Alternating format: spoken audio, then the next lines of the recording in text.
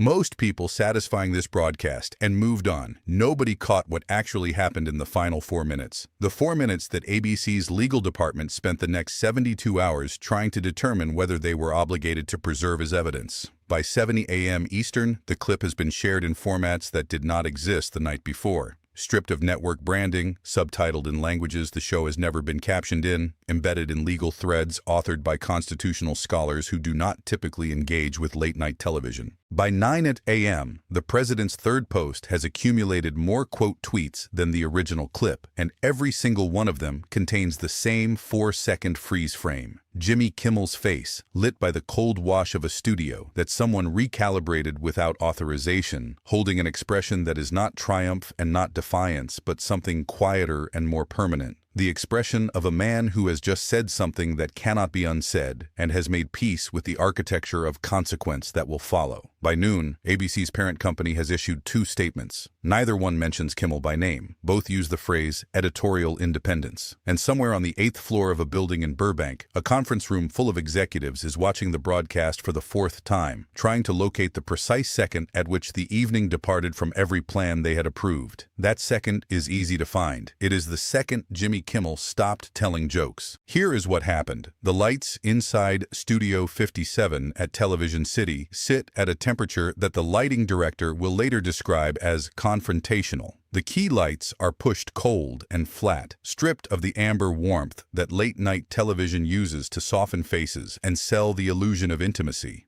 The fill lights are dialed down to the point where shadows collect in the hollows beneath cheekbones and along jawlines, turning the familiar geography of a comedy stage into something that looks more like a deposition room. The band's instruments rest on their stands, untouched. The drummer's sticks lie crossed on the snare like a pair of hands folded in refusal. A production assistant standing near the wings later says that she knew something was different before the cameras rolled because the stage manager, a woman who has worked the show for 6 years, walked her pre-show check in silence. No countdown banter, no cue card jokes, just the sound of her shoes on the stage floor and the click of her pen checking boxes on a rundown she was holding with both hands. Kimmel enters from stage left. His walk is measured, each step arriving at the same interval as the one before it. The rhythm of a man who is not performing an entrance, but executing one. His suit is charcoal. His tie is narrow and dark, knotted tight against his collar in a way that reads less as fashion and more as preparation. The knot of a man who expects to be photographed from every angle and has decided to give the photographs nothing to misread. He reaches the desk. He does not sit immediately.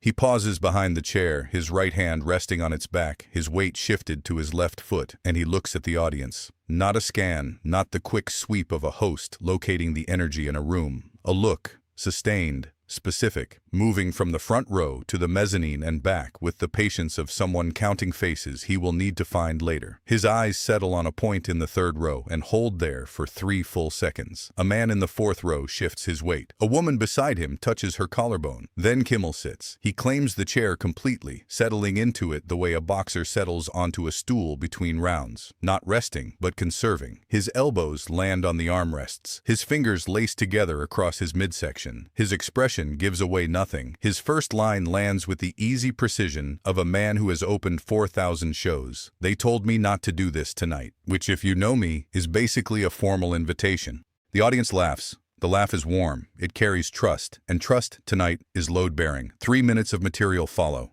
Jokes about a celebrity's wardrobe malfunction, a callback to a viral moment from the previous week's episode, a self-deprecating line about his own ratings that earns a groan and a clap simultaneously. The rhythm is immaculate. Each joke hands off to the next with the seamlessness of a relay team that has practiced the baton pass until the transfer is invisible. And then, at the 3:47 mark, the rhythm breaks. The screen behind Kimmel's desk changes. It fills with a screenshot, a social media post published 14 hours earlier, authored by the President of the United States. The post is 137 words long. It contains 3 exclamation marks, 2 uses of the word failing, 1 use of the word license, and a sentence that reads, ABC should have its broadcast authority immediately reviewed for allowing this kind of disgraceful content on the American airwaves. Kimmel does not read the post aloud. He lets the audience read it. The silence that fills the studio while 1,400 people process 137 words is not empty. It is thick, textured. The silence of a room full of people arriving at the same conclusion at different speeds feeds and waiting for the slowest among them to catch up. Kimmel waits. He watches the audience watch the screen. Then he turns back to the camera. "I read that this morning," he says. His voice has dropped. Not to a whisper, not to a dramatic register, but to the specific frequency a person uses when they are no longer performing and have begun simply speaking. "I read it twice, and the second time, I didn't read it as a threat. I read it as a confession." He lets the word sit. Confession. It lands in the room the way a stone lands in a pond. The impact is small. The ripples are not. Because when the President of the United States publicly demands that a television network's license be reviewed because of a joke, not a policy position, not a news report, not an editorial, but a joke, he is not telling you that the joke went too far. Kimmel pauses. His hands unfold. His left palm presses flat against the desk surface. He is telling you that the joke went somewhere he cannot follow, and that is the most important thing a joke can do. The audience does not applaud. The audience does not move. A woman in the second row closes her eyes. A man near the aisle leans forward until his elbows are on his knees, his fingers interlaced behind his neck, his head bowed in the posture of a person absorbing impact. Then Kimmel reaches under the desk. The movement is slow. His hand disappears below the sightline of the front row and returns holding a manila folder, thin, unadorned, closed. He places it on the desk and covers it with both palms, fingers spread, as though the folder might open on its own if left unattended. He does not look at it. He looks at the audience. "I want to show you something, not because it's funny, because it's real." He opens the folder. Inside, a printout of the FCC's public database of broadcast license challenges filed in the past 24 months. He holds the first page at chest height. The list is long. He does not read every entry. He reads 6. Each entry is a challenge filed against a network or local station whose news coverage or entertainment programming was cited by a political figure in a public statement within the 30 days preceding the challenge. 6 challenges, 6 public statements, 6 filing dates that align within 72 hours of the corresponding public attack. 6 times, Kimmel says. 6 stations, 6 moments where someone in power pointed a finger at a microphone, and within 3 days, a piece of paper appeared inside a government agency asking whether that microphone should be allowed to stay on. He sets the page down. That is not coincidence. That is archaeology. The word arrives in the studio like a change in air pressure. Archaeology, not politics, not strategy. Archaeology, the excavation of something buried, the careful removal of layers to reveal a structure that was always there but required digging to see. A camera operator in the pit steadies her lens on Kimmel's face. Her hand is not shaking. Her hand has stopped moving entirely, frozen in the grip of someone who has forgotten she is holding anything at all.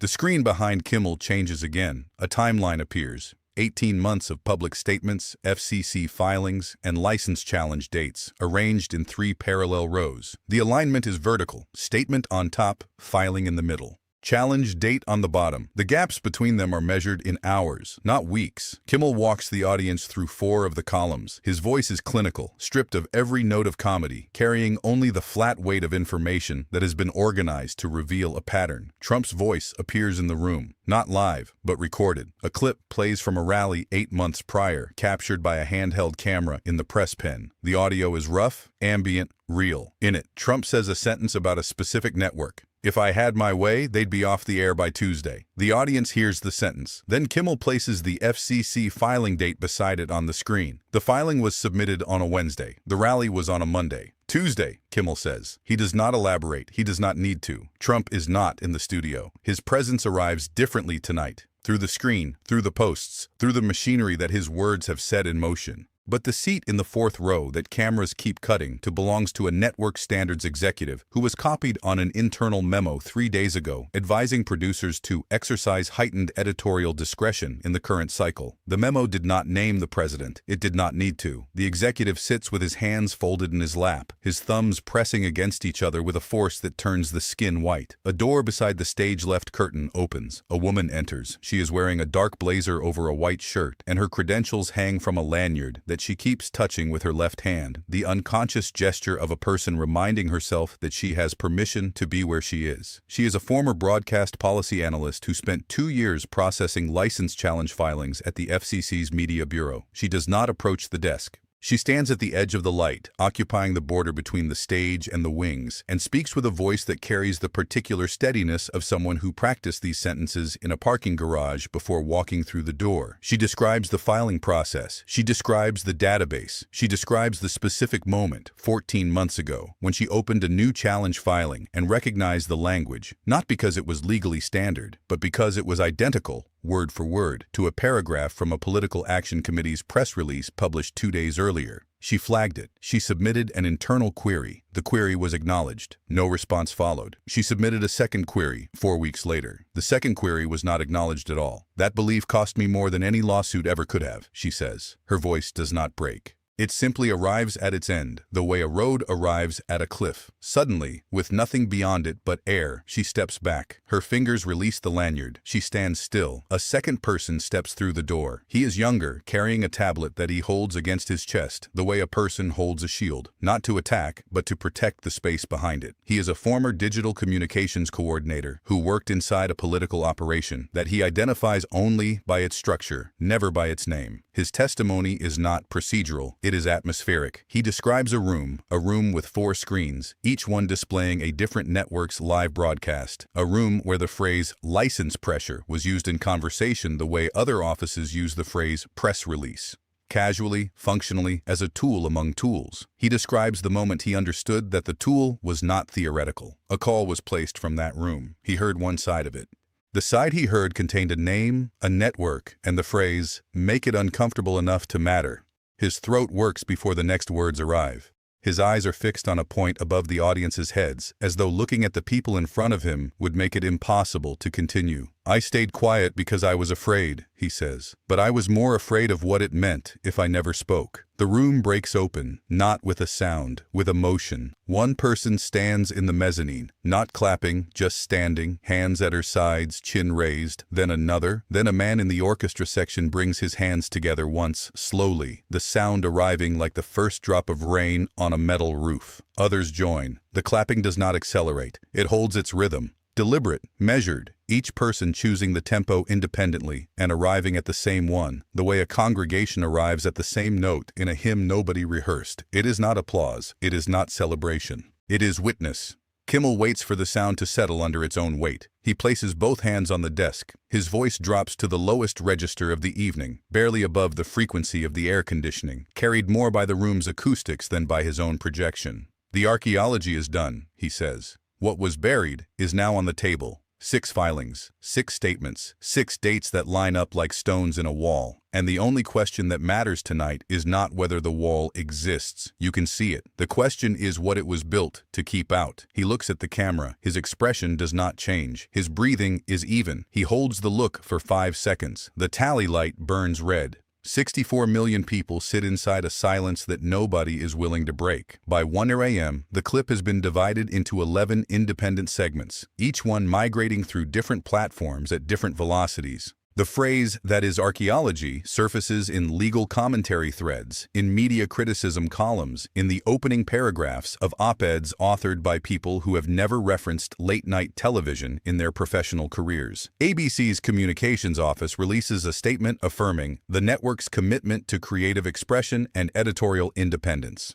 The statement is 3 sentences long. It is screenshotted and placed beside the president's post from 14 hours earlier. The contrast is a composition that requires no caption. Restraint on one side, rage on the other, and between them, the outline of a wall that both parties now agree exists, but only one is willing to name. The president's response escalates through the early morning hours. A post at 1:22 a.m. calls the broadcast a coordinated political attack disguised as entertainment. A post at 2:45 a.m. demands congressional hearings. A post at 4:11 a.m. contains capital letters in every sentence and a threat of legal action that names no statute and cites no precedent. Each post is longer than the last. Each post is louder, and each post is placed by thousands of users simultaneously beside the corresponding segment of the broadcast, creating a visual archaeology of its own. Layers of reaction stacked above layers of evidence, the anger growing more visible as the facts beneath it grow more undeniable. The story does not conclude. It expands. 3 former FCC officials issue statements before noon. 2 congressional offices announce preliminary inquiries. The database Kimmel displayed is downloaded 14,000 times from the FCC's public portal, crashing the server twice. The word archaeology enters the vocabulary of a conversation that will not end today or tomorrow or the day after. Because the dig is not finished, the layers keep going down, and every layer that is removed reveals another layer beneath it that someone took considerable care to make sure would never be seen. The people who subscribe to this channel do not come for drama. They come for the moments nobody else is willing to show. Join them, subscribe, turn on notifications. The next truth is already on the table.